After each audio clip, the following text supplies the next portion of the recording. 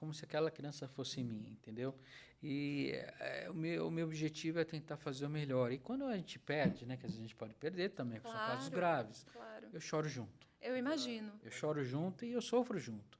Mas quando a gente vence, eu quero comemorar junto. E é E eu quero que me maravilhoso. convidem para as festas Claro, de aniversário batizado, com bolo de aniversário, chocolate bolo bem de gostoso. chocolate, Tem que gente. ter, O né? doutor Você me gosta de bolo de lembra o chocolate. saudoso Dr. Manuel Tabacol Vidal, foi o primeiro presidente do Hospital Israelita Albert Einstein. Quando eu era pequeno, depois eu tive um problema psicológico na época, por causa da perda da minha avó, e ele começou a me tratar.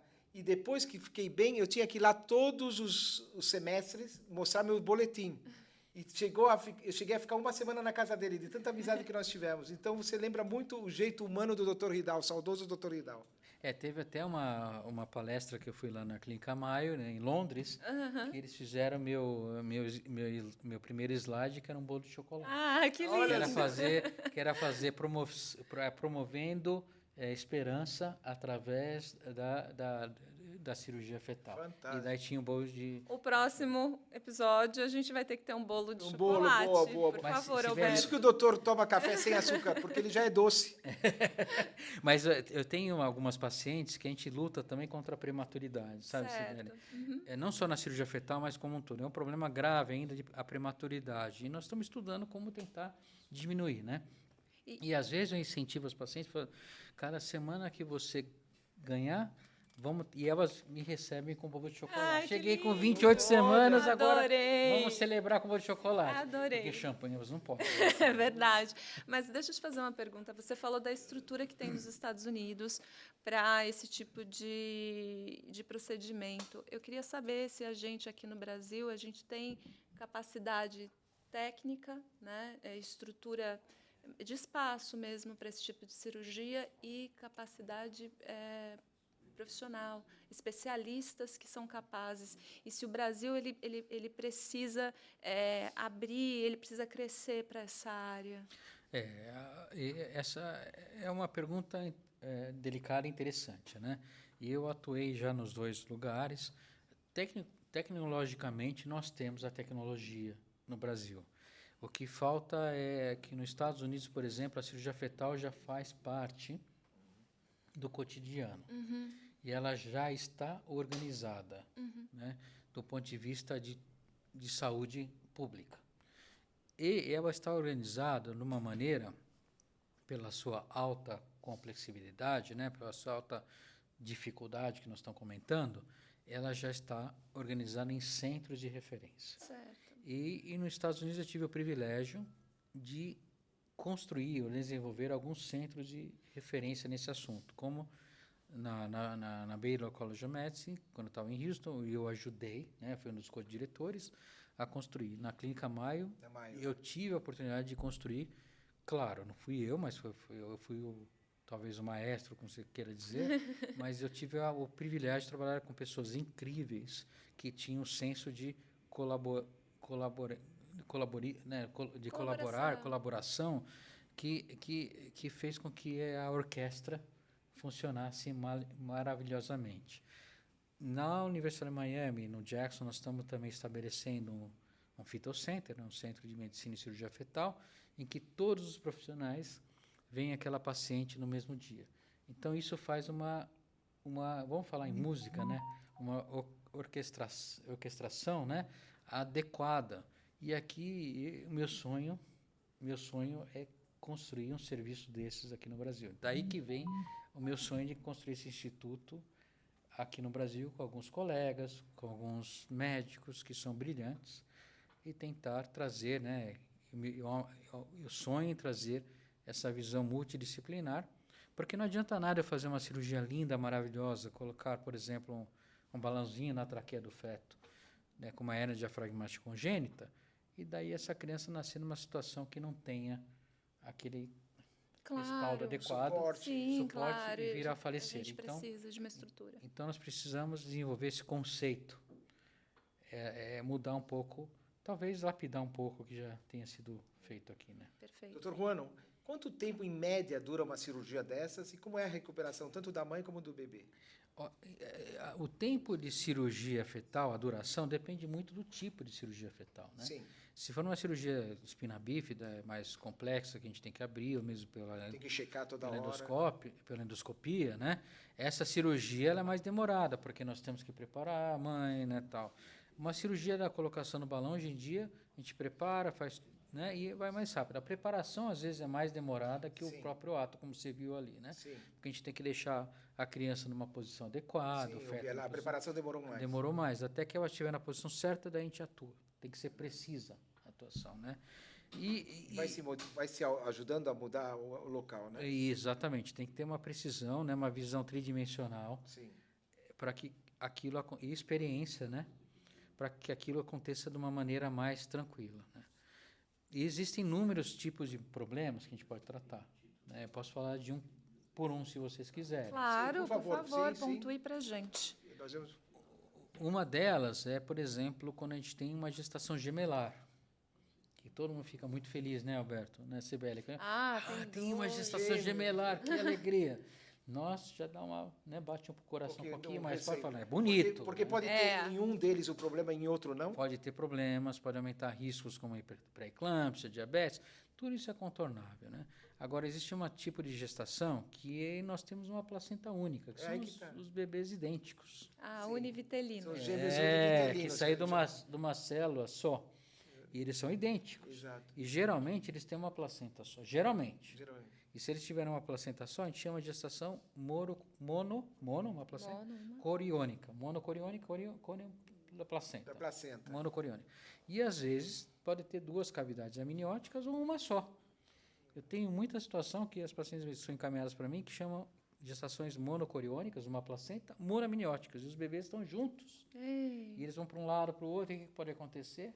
Os cordões podem Nossa, se cruzarem. entrelaçarem. Como se trabalha nessa questão? Essa é uma gestação de altíssimo risco. Meu Nossa. Deus. E tem que ter um segmento muito cuidadoso para não perder essa gestante. Mas mesmo assim, dá para se fazer a cirurgia? Esses casos a gente não faz ainda nenhuma, não dá para separar, mas a gente tem que fazer um acompanhamento do pré-natal ultra especializado. Uau.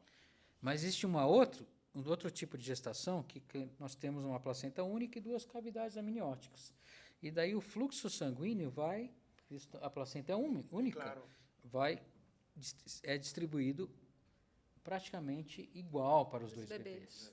Mas algumas vezes um bebê recebe mais, o outro recebe menos. Essa é a síndrome da transfusão feto-fetal. O que acontece nessa situação, Alberto? Antigamente eu via muito, quando eu comecei, muita perda. E hoje em dia a gente progrediu muito com a terapia fetal. O que acontece nessa situação? Esse feto que recebe muito sangue, a gente chama de feto receptor. E ele vai ter uma volemia, um excesso de sangue muito alto, muito grande, muito importante. E o que acontece? O coração pode vir a falhar. Claro, porque é muita... Inicialmente, aquele feto, né, tenta eliminar o excesso do líquido urinando mais. Sim. Então a bexiga fica distendida, a gente vê no ultrassom, e vê a quantidade de líquido em volta do bebê maior. Então a gente tem uma polihidramnia, um excesso de líquido. Se nós conseguirmos parar a progressão dessa doença, ótimo. Senão ela pode evoluir em insuficiência cardíaca, derrame cerebral e a criança pode morrer. No outro lado, nós temos uma criança deficiente, com menos sangue, que a gente chama de feto doador. O que acontece? Esse feto vai ter menos sangue indo para o cérebro, vai crescer menos às vezes, e a bexiga vai estar vazia porque ele vai segurar todo aquele sangue lá e vai ficar sem líquido. Aí a gente identifica no ultrassom. Se a gente não tratar, a gente tem chance de perder muito chance muito alta, mais de 60%, 70%, 80% de vezes. Mais que no outro caso? Perder os dois. Os dois. Eu brinco com a paciente que é como se eu estivesse lidando com dois pacientes diferentes. Insuficiência cardíaca, imagina um idoso com insuficiência cardíaca, e o outro com pouco sangue. Anêmico. E daí o que acontece?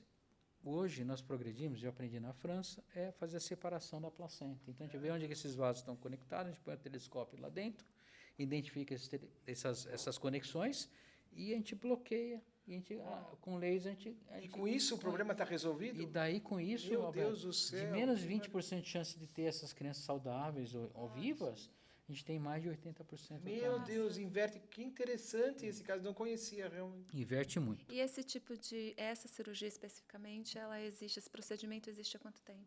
Essa cirurgia foi desenvolvida mais ou menos nos anos de 2000, né? Foi descrita em 1990, mais ou menos, né? Por um médico que era ginecologista e resolveu descrever essa cirurgia e foi fantástico, né? Mas depois de 2000 essa cirurgia foi mais desenvolvida. Antes disso, as crianças gêmeas normalmente eram perdidas. Com placenta única, com a síndrome da transtorno fetal. 20% O que só. acontece, exato, acontece 20% de todas, 15 a 20% de todas as gestações com placenta única. Então não é muito frequente, mas a gente tem que segui-las, né? Claro. Porque se desenvolver, a gente tem que atuar rápido. E atuando tem uma chance de sobrevida, muda muito Nossa, o que a gente chama de história sensacional. natural. E como é a recuperação da mãe e das crianças? Essa cirurgia eu faço até com anestesia local. Então, no dia seguinte, a paciente eu faço uma ultrassonografia e pode ir para casa. Uau, Né? olha só. Agora, claro que ela tem que ter um segmento semanalmente e Acompanhamento, tal, né? E todas essas questões, elas podem ser identificadas com pré-natal, né, doutor? Todas, com Então, por isso que é ultrassonografia. muito importante fazer o pré-natal. Exato. A mulher tem que procurar um médico e dizer, olha, estou gestante, preciso iniciar o pré-natal a partir de qual período? Assim que possível. Assim que ela descobrir. Por quê? Porque a ultrassonografia de primeiro trimestre, que antes de 8 a 10 semanas, é fundamental para saber se é uma gestação dentro do útero, né? A gente chama tópica. Segundo, para saber o número de embriões, né? Se é gestação única ou gemelar. Terceiro, o tipo de gestação gemelar. E assim vai nos guiando, né? E depois com 11 a 14 semanas, depois com 18 a 22 semanas, mais ou menos. E eu recomendo uma ultrassonografia também no final da gestação para ver o crescimento, tá? Mas aí que a gente identifica os problemas. E é assim que a gente consegue fazer o tratamento. Doutor, como o senhor fica muitas vezes nos Estados Unidos, como você fica um pouco aqui, existe a possibilidade de fazer uma cirurgia dessa de forma robótica e remota? Nós estamos estudando isso, Alberto.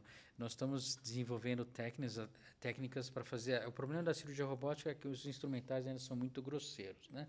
Mas a gente está se aperfeiçoando nessa situação. E também o tempo de resposta também. Exato. Tem um delayzinho, cada segundo é... E também o problema é que as cirurgias, por exemplo, essa gemelar, existe uma variação, né, da anatomia, né, vamos dizer assim, da localização dos vasos, muito grande. Que é bem Então, delicado. o que nós estamos fazendo, um estudo muito interessante, é tentar fazer desenvolver uma inteligência artificial em relação ao mapeamento da placenta. Por quê? Porque, historicamente, inicialmente, nós nós começamos a fazer esse laser de um lado, independentemente do tipo de anastomose. A gente cortava de um lado para o outro, da borda da placenta para o outro, uma linha. E a gente perdia muitos bebês. Agora a gente identifica exatamente onde são as anastomoses. Então não é uma linha reta, às vezes Não, é uma... às vezes é um S, às vezes é uma curva. Às vezes a gente tem que entrar até no outro território do doador e tal. Interessante. E daí a gente faz e a gente daí sim a gente passa uma linha para separar a placenta. Interessante. Então mudou muito. Maravilhoso, né? O que a tecnologia, a ciência... E o que vem pela frente aí em relação à cirurgia fetal? Alberto, nós estamos crescendo muito, né? Existem outros problemas que a gente consegue tratar. Por exemplo, a gente já falou da espina bífida, né? Meningocele, já falou da síndrome da transição feto-fetal, né? Hérnia diafragmática? Hérnia diafragmática. O que é hérnia diafragmática congênita? Que foi o motivo de meus estudos lá na França, minha tese de doutorado e livre docência no Brasil, e ainda é o meu maior motivo de investigações clínicas, né? A hérnia diafragmática é um problema grave. Por quê? Porque a criança nasce com um buraco no diafragma. O que é o diafragma? É um músculo que fica internamente, que separa o tórax da barriga. E esse músculo ele é responsável para nos ajudar na respiração. Quando ele vem para baixo, faz uma pressão negativa e o ar entra, né? E, infelizmente, algumas crianças nascem com um buraco. Geralmente do lado esquerdo, mas pode ser do lado direito também. E o que acontece? Essas crianças, elas têm um buraco e, infelizmente, o intestino, o estômago e o fígado, às vezes, entram para dentro da cavidade torácica. Causa hérnia. Que é a hérnia, né? Através do diafragma, que comprime os pulmões e o coração. Uau, Então, perigosíssimo isso. vai fazer com que os pulmões não se desenvolvam. Sim. Então, a gente tem uma situação que chama hipoplasia pulmonar. Os pulmões são pequenos. E, além disso, esses pulmões são tão pequenos e mal funcionantes. Então, o que, que acontece? A gestação é uma fase muito bonita, eu sou apaixonado, né? Muito Sibeli? bonita. E a placenta exerce a função da respiração. Sim. Então, a mãe respira o ar e vai para o